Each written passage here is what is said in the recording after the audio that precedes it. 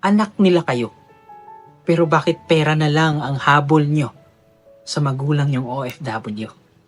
Bakit parang hindi na sila magulang sa paningin ninyo, kundi tagapundo na lang ng gusto ninyo?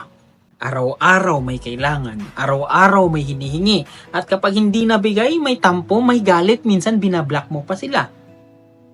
Guys, pagod na sa trabaho si mama o papa mong OFW, pero mas napapagod sila kasi yung ikaw na anak nila, pinaglalaanan ng sahod nila, parang ginagawa mo lang silang bangko.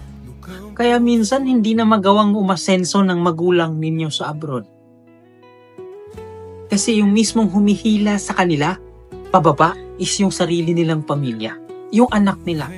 At sa mga anak na ganito, kung magtrato sa magulang nila, na ginagamit ang pagmamahal nila para ubusin yung pinaghirapan nila, please wag naman sana, itigil nyo na.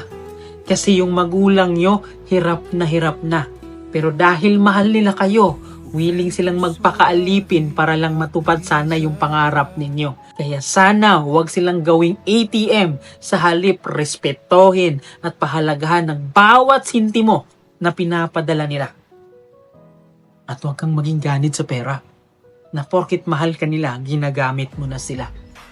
Please lang, huwag na.